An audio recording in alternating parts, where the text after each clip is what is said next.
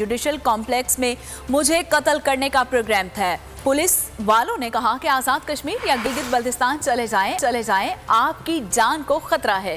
Chairman Tehreek Insaf Imran Khan ने JIT की हकीकत से पर्दा उठा दिया। कहा, JIT वो लोग बना रहे हैं जिन्होंने मुझे कत्ल करने की साजिश की।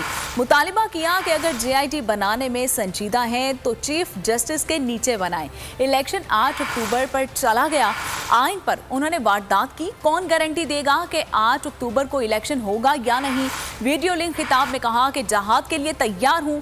अवाम तमाम रुकावटें तोड़कर आज मीनार पाकिस्तान पहुंचे। जलसे में हकीकी आज़ादी का रोड मैप दूंगा। मुईशत को कैसे दलदल से निकालना है, पूरा लाहे अमल बताऊंगा।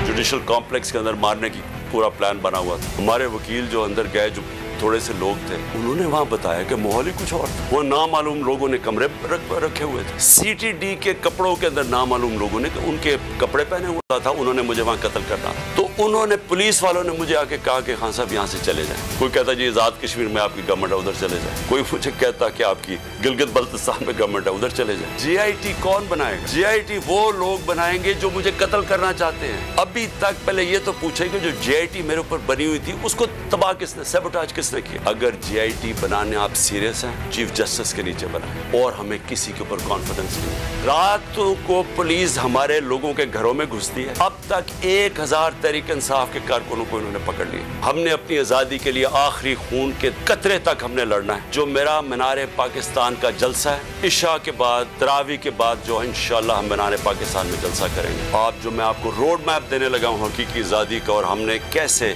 अपनी मायशत को इस दलदल से निकालना है, आपने सब ने आके और उसमें शिरकत करनी है। तो नजर आ रहा है सामने लिखा हुआ है जुल्म मिटने के लिए 2 चीजों से मिटेगा भाई। एक, अदल की कुर्सी पे जो लोग बैठते हैं ना, वो अदल के हिसाब से फैसले करने लगे। दूसरा, कौम निकल खड़ी उस जुल्म के खिलाफ, तो जुल्म खत्म हो जाएगा। या इन दोनों में से कोई एक चीज हो जाए या दोनों हो जाए। अगर 420 का मुकदमा था, उस वक्त अदलिया में जो लोग बैठे हुए केस देख रहे थे, वो पूछते ना यार चीट हुआ कौन है। जब उनको दिखता कोई चीट नहीं, वो केस खत्म कर देते। तो जालिम जुल्म कर ही नहीं पाता। 9 जजेस ने नोट बिफोर किया मेरे केस को यार, 1.5 साल चला। शख्सी जमानत का केस, सेम केस इस्लामाबाद में कर दिया। एक ही इल्जाम पे 2 केस हो नहीं सकते भाई। मतलब 60 दिन का वक्त होता है। 102 दिन के बाद मैं जीत गया, केस बरी हो गया। 102 दिन के बाद अपील फाइल की, एक्सेप्ट कर ली। नहीं करते ना एक्सेप्ट, खत्म हो जाता ना जुल्म यार। भरी अदालत में मुझे बरी कर दिया, फिर पता नहीं क्या हुआ, 2.5 घंटे बाद का नोट बिफोर। मैं नहीं सुनता ये केस, खड़े रहते अपने फैसले पे, मिट जाता जुल्म। अल्लाह ताला ने बिठाया इन कुर्सियों पे इनको यार, ये अल्लाह ताला की तरफ से फैसले करने हैं। तो या तो ये फैसले आएंगे, जुल्म मिट जाएगा, या कौम खड़ी हो जाएगी जुल्म के खिलाफ। रहमत का महीना आ गया है, बख्शिश का सफीना आ गया। होगी मुलाकात उलमाए दीन से, जो देंगे इत्तेहाद बैनुल मसालिकीन का दर्स। जिक्र होगा अंबियाए कराम का। रमज़ान की स्पेशल ट्रांसमिशन रमज़ान में।